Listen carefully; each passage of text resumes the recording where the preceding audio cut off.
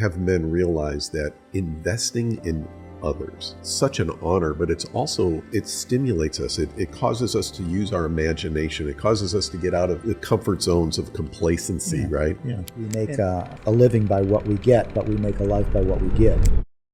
No matter what you've faced in your life, no matter what you've gone through, the regrets you may have for missed opportunities, those don't disqualify you. Rather, they uniquely qualify you. They uniquely qualify you because you can impart wisdom. You can impart lessons learned. You can speak into the lives of those following behind. We need you. The world needs you to step up and have vision again. Use your imagination. What can my life look like? Welcome to Next Third, Best Third. Hi, welcome back to Next Third, Best Third. Today I'm joined by my good friend Don DeMello, and I'm really excited. This is going to be an important podcast because we're going to talk about masculinity and celebrating bringing young men, boys, into manhood. And Don has lived this. I've observed it, and I just want to jump right into that. But Don, welcome back to Next Third, Best Third. Thank you, David. It's good to be back. Yeah, so good. Yeah, let's just jump right in. One of the things that when I first met you that I was so impressed, well, one of them is that I'm an observer of people, and you love well. I can tell that you love your wife and your family well. You love other people well. But specifically, you have loved boys and young men very well. I think a lot of that is because I was one of them once. Yeah. And, my journey, as you're talking, I'm thinking back to my youth as a boy. And I'm thinking back, I grew up in a home. My parents, they loved us, provided for us. One of the heartaches growing up is my oldest brother, Fred, was schizophrenic. And he had some issues and stuff, and it was just very difficult. He ended up getting in drugs in high school and stuff, and it caused a lot of pain and stress in the family and stuff. So my parents were, dealing with his illness, and because they had so much energy dealing with that, and I'm sure it exhausted them in a lot of ways. It was. I felt like I missed out on them. I had a friend in the neighborhood invited me to say, hey, come to a scout meeting with us, Boy Scouts at the time. And so I went with him and fell in love with scouting, because we were outdoor camping and, right. and doing, just lots of great outdoor activities, backpacking, canoeing, and so on. And what I remember from that was, the male leaders, they were investing in us right. as youth and stuff. And my dad was very busy at work and stuff, but he jumped in when he could. I remember him coming on a 50-mile backpacking trip with us, and which is a whole nother story. But those were great memories, and I didn't come to the Lord until I was in college, which is another amazing story that God did in my life. But I always say that scouting was my first salvation. Wow. Because it helped me through those difficult years, where we had family difficulties with my older brother and his illness, and so I've always wanted to give back. I always knew that when my sons were of age, that I would want to get them into scouting, and we did. And we had a lot of great memories together. But I've always felt that because men invested in my life as a youth, I wanted to invest. I wanted to pay back. Yeah. And that's how I got involved. I was in Boy Scouts for a decade. I was a scoutmaster for a local Round Rock troop for 3 years. Yeah. And held other positions in there. But I loved seeing the impact on youth, and I also coached youth soccer. Sure. As a parent, so it's just been a joy to invest in young kids. Yeah, I love that because a big core value of Next Third, Best Third is that we're trying to have men realize that investing in others is such an honor, but it's also it stimulates us. It causes us to use our imagination. It causes us to get out of the comfort zones of complacency, right? Yeah, and that reminds me of a couple things. When Jesus says, "More blessed to give than receive," and also I think of that saying, we make a living by what we get, but we make a life by what we give. Come on. And I've always realized, in my spiritual journey that giving of myself to others is part of the journey. It's part of life. having that abundant life. Mm-hmm. So for me, it's always been a labor of love. It's not. It's just. There's just something inside of me, and I'm sure it's in many people, that you come alive by giving, and it's a joy to give. It's a joy to invest your time and treasure in helping others. And for me, that's in this season of life, it's been working with youth. For the past 8 years, with Trail Life. When Trail Life started up a decade ago as a national organization, to provide a Christ-centered foundation for young men.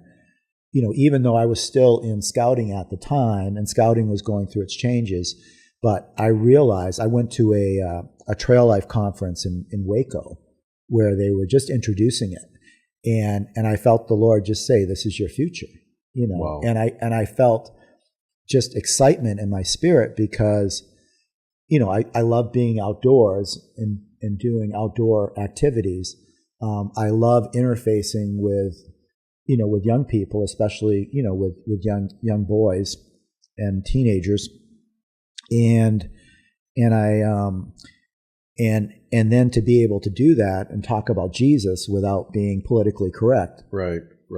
Was just a win-win. So you were the one who introduced Trail Life then to True Life? For those of you who don't know, Don and I go to a church here in Round Rock together called True Life. So we're going to go back and forth, True Life, Trail Life. Yeah, right. Not to confuse the two. But yeah. And it was actually about, because I spoke about this at a men's breakfast not too long ago. It was about 7 years ago when we were at a men's retreat at the Morena's property. Mm-hmm. And I like to call them men's advance, because we're not retreating, we're advancing in the kingdom. And and I shared that with the men there and said, hey, there's this organization that started up called Trail Life, to raise, godly young Christian men in the model of scouting, where we get together and we have patrols and so on, and we experience outdoor adventure. So it's adventure, character, and leadership are the three tenets of Trail Life. And so from that, we had an inaugural meeting. We got together a bunch of guys, just great men from the church, who are still with the troop today. And we started the troop. So it was just, I think all I was trying to do was just be faithful with what the Lord had put on my heart, mm-hmm. which is, I was heartbroken what happened to the Boy Scout organization. I knew it wasn't, because I think of scouting. I mentioned earlier, I called scouting my first salvation when I was a youth. Right. Because one of the things I remember was at one of the campouts, the scoutmaster would read from the Bible on Sunday. Mm. And I had no church exposure at that point. Right. And so, but just because somebody was reading from the Bible, mm-hmm. that it, God used that as a seed in my spirit to ultimately know Jesus, and God, and that changed my world tremendously when I was in college.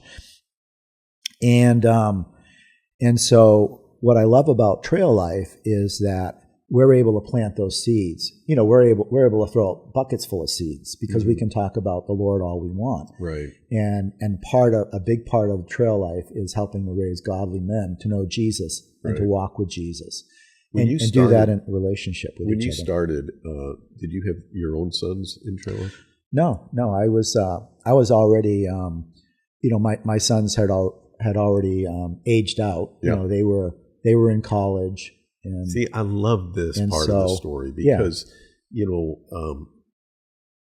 for you, and I'm not trying to just build you up, but for you to intentionally invest your life when there was no benefit to your family per se. I had no skin in the game, in the sense that I had no children in the program. Right. But I had experience, and the Lord uses your worldly experience, and He uses your heart experience, and I think that's what I would encourage men is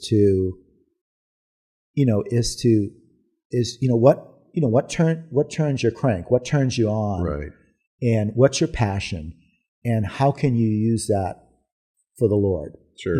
Because it's the Lord made us. Right. He wired us a certain way, and this is how He wired me. Right. And it's just coming into discovery with the way the Lord has wired you, because He's not going to waste your talents on the world. He's going to use your talents to build His kingdom. Well, even if we were to sidestep for a bit the spiritual part of it, right? Even though that's a big motivator, and that's at both of our hearts. But even just the investing in young men, right? And having them see men, because we're in a critical state in society, right? Of fatherlessness. One of the big things that I've seen is absentee fathers. Absentee fathers aren't necessarily fathers who aren't in the house, in the home, right? Yeah. They're fathers who are disconnected. Yeah. They're absent from investing in their own children's lives. Yeah, and that reminds me, on one of our recent Trail Life campouts, and what I love about Trail Life is, different troops from the community will get together, right? And we have that immediate bond, because of Jesus. Yeah. And one of the men was talking on our Sunday morning service on the campout, and he was talking about being present, and he said, for example, God is the great I am. Yeah. God is ever present. He's an ever present help in time of need, trouble, whatever. But He's present, and I've really tried to practice that lately, because the world will grind you down. Yes. And so I've been personally practicing God's presence, and to be present, and I think that because you can check out through work, you can check out through all the pulls of the world and career and stuff. And so one of the blessings for me is I've been able to work most of my career in a home office. So I've been home. I can balance being with the family and being work life and being and doing my job. But I think if I had to go back, I would definitely practice that more. Yeah, me too. And I love my kids, and we're all close to each other. Yeah. And but man, I could have done such a better job as a dad being present. That whole sense of regret, and I know there's those men listening who understand that sense of regret. I had a great relationship with my kids overall, right, and they with me, but I cannot agree with you more. If I had to do it all over again, I would have invested my presence, been much more focused and much more aware. I remember my dad was a businessman in a small town, and he was real involved in his business. He worked all the time, and he didn't go to my games, he didn't go to my activities, anything like that. And he would come home, he'd walk home. We lived close enough to work, so he would walk home for lunch. And he used to get up in the morning and sort mail at the post office. And then he would go open up his business. It was a family shoe store, and be open like 10 hours a day. So he was always tired. And he would come home, he'd eat something. I remember he'd lay down on the sofa, right? He'd lay down on the couch just for a minute, and he'd fall asleep to take a quick nap. And Don, I wanted to be near my dad so much, I would crawl on the sofa. And it's weird that I'm thinking about this. And I still can remember the sound of his heart beating, the smell of his, in the shoe store, he smelled like shoes, like leather, you know what I mean? Yeah. And I could hear him breathing, and that's all I wanted, was just to be in my dad's presence. And what you guys are doing, and so many of the men are still there who started this with you, right? Absolutely, yeah. And their sons have aged out, and they're still doing it. Yeah. Well, I think of, Greg Shuck, Greg's our committee chair, and Greg was like me. He had no sons in the program. Right. And the ones that are still there, we have the joy of watching their kids grow, go from elementary school, herding cats to these amazing young men. Right. And that's the beauty. I saw that in scouting, and that's what I think, just, seeing when the boys came into the troop to when some of them, became like Eagle Scouts, and in trail life, we call it the Freedom Award.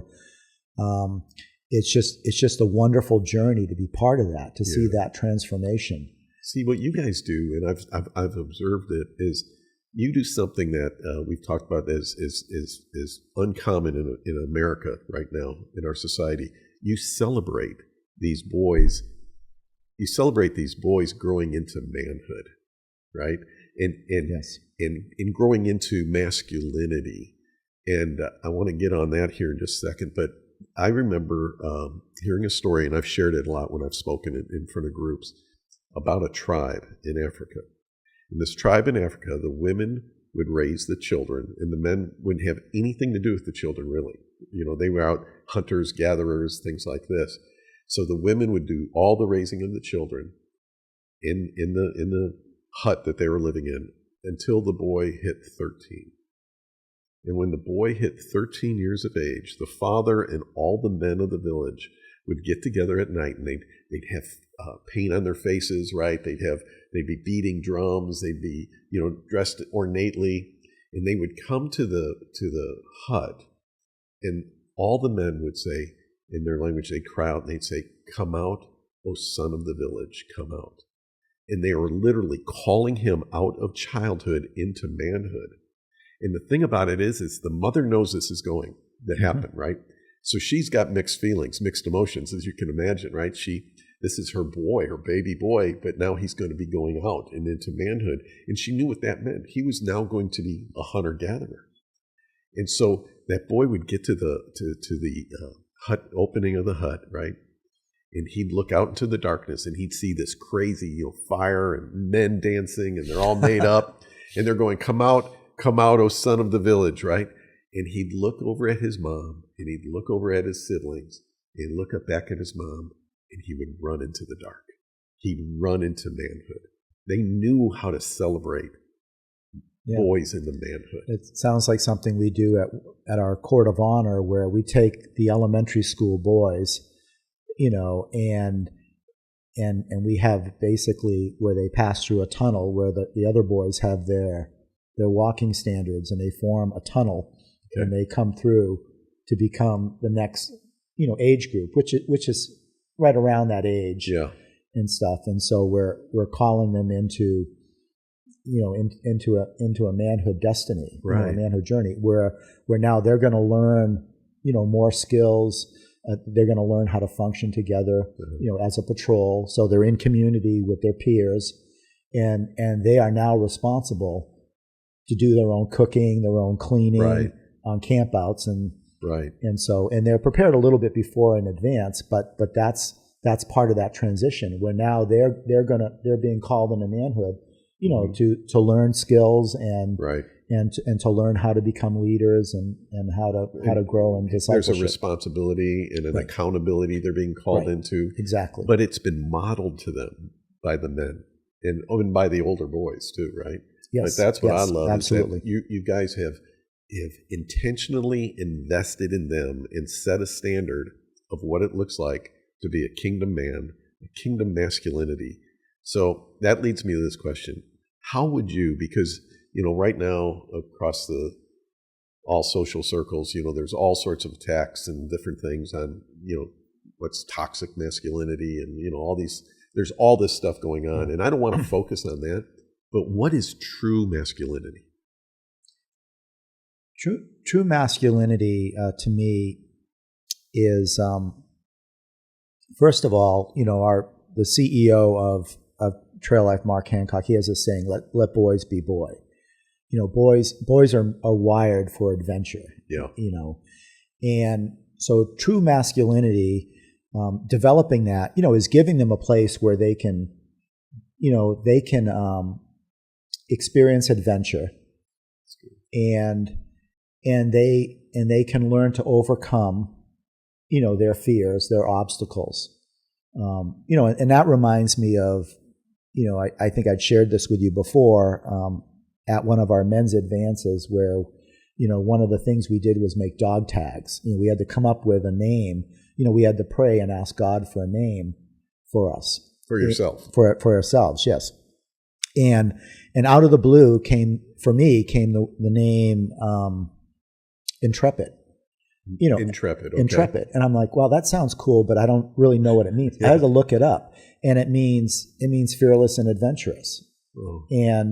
And so there were scriptures. There was from 1 Joshua, where the Lord says, have I not commanded you, be strong and courageous? Because in that, when the Lord was passing the mantle to Joshua from Moses, said, Moses, my servant, is dead, but the promise is wherever you put your feet in the land, across the Jordan, I'm going to give that to you. Only be strong and courageous. And he said that to him like 3 times. Right. And he ended it saying, "Be strong and very courageous." Yeah. Yes. Yes. Yeah. And I've taken that to heart because I grew up with a fear of man. Right. So I was shy. And I still feel like I'm not an outgoing type A person. I mean, I'm very reserved in a lot of ways. I think a lot. Mm-hmm. I'm an engineer, so I just think and analyze a lot and stuff. But I think one of the things the Lord has called me out in my manhood, in my journey, was to not be fearful. Right. And so I think that's important. We see these boys become, the way they interact with other men and the way they develop confidence. That's part of the masculine journey, is helping them find their confidence. And I saw it in my son Daniel.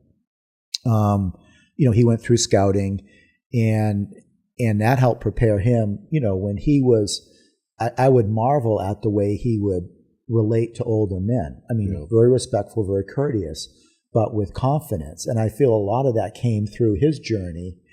And I remember the day, because he went to the Air Force Academy, and I remember the day when he had to interview, with these high-ranking officers, and he was just a cool cucumber. And I think a lot of it was because he was prepared for that, through his experience in scouting, and trail life is similar to that too. I think when we can create an environment where men can get together, and whether they're guys our age, just men in general getting together, if we can create that kind of environment where we can be vulnerable and real, right? And what we can do is we can defeat or overcome what I call the problem of comparison. Because so often, you were saying that, you had a fear of man. Well, comparison is a big part of that, right? How do I measure up? And I think when we get the guys together, and when you get boys together in something like scouting and everything, sure, there's some that might have an affinity and they're just better at it, but it's that getting together and valuing each other and working together, again, being a tribe, a group of guys, together, being real.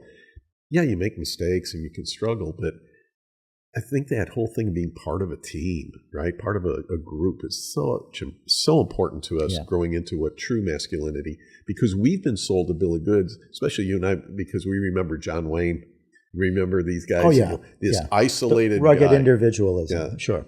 And that's such a lie. Yeah, that's a myth. Yeah. I mean, it is about, your strength comes from being together. Yeah. I mean, it's true spiritual synergy, where individually, when people are together, it's greater than the sum of them individually apart. Right. And so I think that's what we provide, is that environment. Yeah, it's so good. Well, even our young people need that. Even the scripture, it says that the body's made up of many parts, right? But we can't all be hands, we can't all be feet, right? But it goes on further and says the least parts, the lesser parts, actually are given more honor, right? There's something about when you're together that you raise up the least. You know what I mean? Like the guy who's got it all together in a group like that, he's at a certain stature, but the guy who's coming up and he's kind of struggling, and he gets brought up with the, with the tide, so to speak, right? Mm-hmm. He just kind of gets brought up into this position, because you see a group of, it's like when I look at the Trail Life group and I look at them all together, I see a group of scouts. I don't look at individuals per se, because I'm not interacting with them much. I'm just saying, when I see them in a group, I go, look at that group of guys. I don't look at the guy who's lesser, because I have no idea, Right. because they're a group. Does that make sense?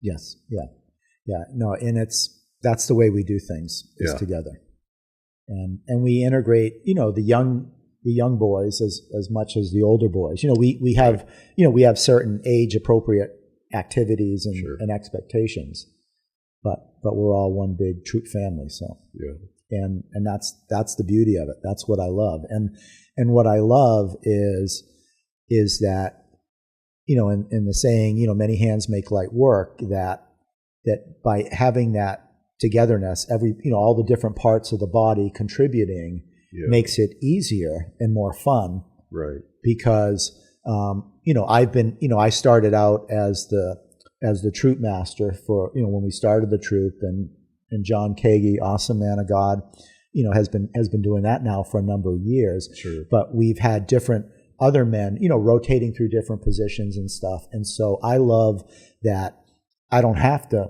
wear as many hats as I used to, because we all share the load. And so that's another beauty of the community, of all the guys being together. So everybody's contributing their strength, their talents, and it's just a joy to watch. I sit back and I say, Lord, I'm just overjoyed because of what you're doing. I see what he's doing, and how he's bringing everybody together, and how it's just making it better for our young guys. We talk about legacy and inheritance, and you being the inheritance, right? So here you're investing into this next generation. You're investing into these kids' lives, and you're having a huge impact. But what really kind of comes up to me, as far as like next third, best third, is some guys are sitting there. It's very easy to be going, now what do I do with my life? You're kind of downsizing, getting ready towards retirement, which I don't believe in. I think you can step out of a job, but and for me, I probably have, I'm almost 62. I'm planning to work, my corporate job until I'm 65. Yeah. And so I'm already saying, Lord, what's next? Right. What's the next? It's not a time to do nothing and chill. It's a time to say, okay, I'm preparing myself through all the life's experiences to say, okay, what other soil can I sow into? Right, and see, and that's a big part of the message, right? It's okay. So you've built, you've got your career, you're at this point in your life. Use your imagination. What can I pour into now? Who can I pour into? Right. And Trail Life is just such a great option for a guy who, he doesn't have to be anything special. He can just join a group of men pouring into to these young guys, right? And we have we have one older gentleman, Paul, who is our chaplain. He performs a chaplain role, but he doesn't have any children in the program, and he had moved from Hawaii back here to Texas and got involved with our troop just because, for that reason. He's so great. The Lord's not done with him, and he's investing, and it's just such a joy to have him, with the troop helping out.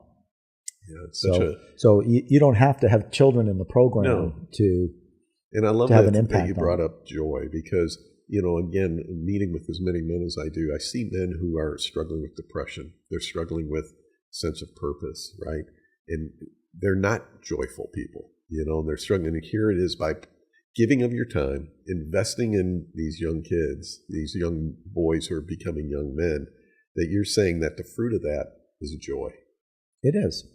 It's so just great. It just is. I can't wait to watch some of these guys when they graduate out of the troop, what they're going to do in life. Because I know, as it was for me as a youth, when I became a young adult, I was so grateful for the experience I had. And I know my sons are too, for the experience they've had. And, and I'm just so proud of them, to see the men they've grown into and how they've blossomed. And I'm like, that's, we're giving these kids a great foundation to start with that is going to prepare them for life. Right. It's going to prepare them for the challenges of adulthood, and they're not just going to, they're going to thrive. They're not just going to survive. Mm-hmm. That's so good. Yeah, I love it. I love it. I just love the way that you're living your life, and you really are an inspiration. I'm not just saying that. To see how you have intentionally continued to invest yourself. That I know that your next third really is going to be your best third because of the choices you're making. Right. Well, and for me, it's a journey of you go with your heart. You be honest. You be truthful to your heart. Yeah. And you recognize, when you're stalling and when things aren't right. Right. And you just simply say, Father, what's next? And that's, and the season has taught me the importance of intimacy, with the Lord. Yeah. And I've heard it said intimacy is intimacy, and it's true. It's a play on words, but it's true. And I honestly believe with all my heart that when we come to the Lord with an honest heart, He'll help us find our way. Right. Proverbs 3. This is a verse I'm just repeating a lot lately. Trust in the Lord with all your heart. Lean not unto your own understanding. Acknowledge Him in all your ways, and He will direct your path. Mm-hmm. And that is truth. That true. is so true. And so I just find myself constantly saying, when I'm in a difficult situation, I just say, Lord, I just trust in you with all my heart, because He's a good daddy, and a good Abba Father, and author of creation, Savior. And I said, I'm not going to lean on my own understanding, because I've done that before. Mm-hmm. And I'm just going to acknowledge you in all my ways, and you're going to direct my path. I'm just going to wait patiently for you to direct my path. Right. And He will do that. And that's and then step into those. Yeah. That and that's path, the promise. And He'll put it into your heart. He'll put it in your mind.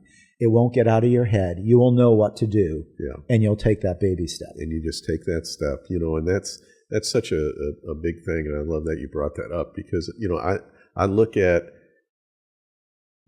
the truth is we've been given an amazing gift, not just our gift of salvation, but just the gift of life. Just to be alive. Just to be alive is an amazing gift. And fearfully and wonderfully made, Psalm 130. I mean, I pinch myself. I just say, Lord, I'm just fearfully and wonderfully made. That's right. I mean, because you said so, and I believe it. That's right. And it's so amazing. And we have the privilege of making a decision that I'm going to live the very best life I can. I'm going to invest in other people. I'm not going to allow myself to be sitting around lethargic, Right. that I'm going to take this gift and I'm going to invest it.